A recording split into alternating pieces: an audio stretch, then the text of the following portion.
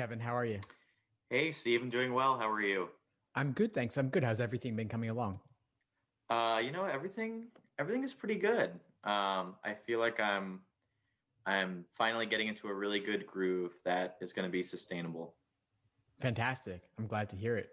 What would you say is the biggest challenge you're facing right now? Right now, my biggest challenges have to do with timing and also just improving working memory as it relates to my reading comprehension, both for the section and kind of just overall. Even in logic games and logic reasoning, I find myself struggling a little bit with working memory. hmm Have you done anything to try and test it? No, and I think that that's kind of what I need to do and would love some of your suggestions on. Sure. How's your working memory in logic games? Um, it's it's usually okay, but every now and then I find myself making a slip up where, if I do misinterpret a rule, it's just because I wrote down the wrong letter when I was diagramming, things like that that are so simple, but I'm noticing I'm doing now and then. Okay. So in that case, misinterpretation, what's the solution? Misinterpretate, I mean, and to solve that, I usually just make sure that after I write out the diagrams for everything for the rules, I'm checking them once over again, and just taking the extra couple seconds it takes to do that. Obviously, saves you a lot of time if you're not going to you know waste a ton of time with an error. Right. So you double check, right? Hmm. What about in reading comprehension? What do you do there in terms of absorbing information? I try and take a pause after every paragraph that I read to make sure I have a 2 to 3 word kind of summary, to remember what information I want to come back to. And I experiment for at some times I was writing down on a scratch paper the gist of the paragraph, but I'm trying to move away from that because I think it was sort of serving as a crutch and not really helping. Okay. Okay. Have you experimented with not writing down anything? Yeah, yeah, that's what I'm starting to do, and um, I think it's working better. Have you ever tried doing a mental double check? No, what would that be? Well, let's say, for example, if you were taking a couple of words as your articulation of what was happening in a particular paragraph, let's say.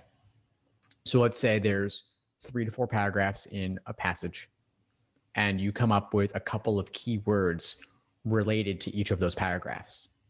So you have a mental checklist you run through these 4 paragraphs, have these 4 concepts. Mhm. Then you run through it again and you make sure, was that concept actually in that paragraph? Oh, I see, I see. Yeah, that sounds like a great thing that I can try. And we could see if it is an issue of misinterpretation and misremembering, or potentially just going blank on it. Mm. They have different consequences. If you misinterpret, that's, in my view, enormously problematic because then you can confidently choose something wrong. Right. If you just don't remember, well, the solution would then just be to go back. Mm-hmm. Mm-hmm. Yeah, that makes a lot of sense. Then there's the question of whether you even need to improve the short-term memory, the working memory in reading comprehension, or could you have an alternative strategy where you just go back a lot? Yeah, that's definitely what I do right now is that I go back a lot and I kind of, after I've done my initial read, quickly read the chunk really quickly. Um, but I don't know, I just, because I am generally running out of time, I wonder if that is not the best strategy for me. But I don't know. I guess it's going to take some more trial and error. Exactly. I mean, reading comprehension, there's different valid methods. Hmm. And the key is just to experiment and see what feels good and what gets you the most points. Right, right. Personally, I like to go back a lot. I like to confirm little details. Okay. Other people may feel confident in everything they got up front and they don't make mistakes and don't need to go back as much. So you do think that there is a path for success that involves going back frequently. Yeah, there is a path for that. And that's my personal path. I go back a lot for things to confirm little details. But what makes that work for me is I can quickly scan and find the key words and phrases I need. Mm-hmm. Yeah, that makes a lot of sense, and that's what I'm trying to do. I do like the highlighter tool. I know maybe it's a little bit too slow, but it's when there's a really convoluted sentence, I like that I can just highlight the core of what that sentence is, and it makes it so much easier to come back and remember what the paragraph was trying to say. Yeah, well, that's a personal strategy style, and there's nothing wrong with that. Mm-hmm. As long as it works for you and you've tested it under timed conditions and it goes smoothly. Mm-hmm. Okay. Yeah, I'll keep testing it out. Awesome. What else is going on for you?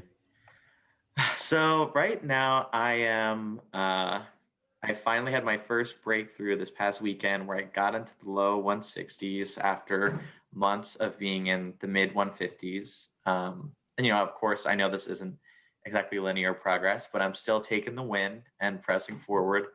And I've gotten through a lot of the 2-month curriculum that you sent out. I had already taken a Manhattan prep course before, so I didn't as diligently go through all your lessons, but I'm using them to reference. But I really appreciate the structure of the time sections, doing just questions of specific question types in a row, especially for logical reasoning. And so it's all good. I think I'm at the point where I just need to do as many time sections as possible because I'm not as good with my timing as I wish I was. I'm in all the sections. I'm still kind of rushing through or guessing on the last, let's say 3 to 5. And I think I really need to get over that next, especially like in logical reasoning. I feel like I have great accuracy, except for the ones that I'm rushing through. And that's where I'm getting 5 wrong. And if I could turn that 5 into a 3, that would totally change my score. Yeah. So that's the thing to work on with pacing, and just to make sure in logical reasoning, for example, you can blast through the easy ones, have a time bank built up for tougher ones later. And the same is true of other sections as well. There is an general order of difficulty, but in logical reasoning, it's a lot more apparent. Mm-hmm. Yeah, it's funny. I'm finding with reading comp and logic games that I'm better off just kind of going start to finish. When I've tried things like, do the one that has the most questions because that has the most points associated with it, and somehow it just always chokes me up. I don't know why. I'm better off just doing those earlier, easier questions with a fresh brain and getting all those points. But then logical reasoning is where I am varying it up more, and if I know that I struggle on a question, I'm just skipping it and leaving it to the end, even if it's kind of early. So yeah, that's the current strategy. And that's fine. That sounds perfectly fine to me. The question is just doing enough timed sections and timed exams, getting them under your belt so that it feels smooth for you to go about it that way, and that you can execute on that on test day just the same as a practice. Mm-hmm. What's your target test date? I think February. I think just because I've been so hesitant about it because I'm not willing to apply till next fall. So I'm giving myself the time to do whatever it takes. That requires a year until, I started studying in June. So, if that's the worst case, so be it. I have no issues with that. But I think at the same time, I need to give myself a firm date to work towards, or I'm just going to keep pushing it off. That's understandable. And you can orient your prep around gearing up for February. And hey, since you have time, since you're applying next cycle, that means is that you could go for February. If in the week or two prior, your scores are not where you want to be, or you encounter that situation earlier and you say, it's just not going to happen, you can make the decision to postpone or withdraw and go for April or for June instead. And that'd be totally fine. But there obviously is a certain appeal to being done with it sooner if you can get your score high enough in the lead up? Yeah, that's the question. How much progress can I make in 2 months? I mean, it sounds like a long time, so we'll see. Another thing I'd love your input on is I have a unique situation the next 2 weeks where my employer has given us an extended holiday break. So I'll have off from the 19th as a Saturday and then coming back the January 4th. And so I feel like this is my time to just get in so many practice tests and hopefully, use that to make a jump. Do you have any advice on how you would try and structure that? Yeah, sure. And it's based on you feeling confident in your general foundation. I'd recommend doing, on average, 2 timed exams a week, along with detailed review of those exams. And so really use this time to own the Socratic review method and engage in it for every question that you get wrong and every question that gives you difficulty. And you're setting up the foundation for your review process such that you can continue it even once you start work again. That makes sense. So really making sure that I'm doing the review for every single question. Well, every question that you get wrong or have yeah. difficulty with. Yeah. So that could be somewhere in the neighborhood of 20 to 30 questions after you do a timed exam. And you'll see what seems manageable for you. If taking it on for 50 questions could seem overwhelming, then maybe there are some where it isn't truly necessary to go as in depth in the review as for other questions. But the reviews where you're going to learn from your mistakes, not just make the mistakes and measure the mistakes, but really to learn from them so that next time you encounter a similar problem, not just similar question type, but perhaps in logical reasoning, similar method of reasoning or similar topic, whatever threw you off, you can address that going forward.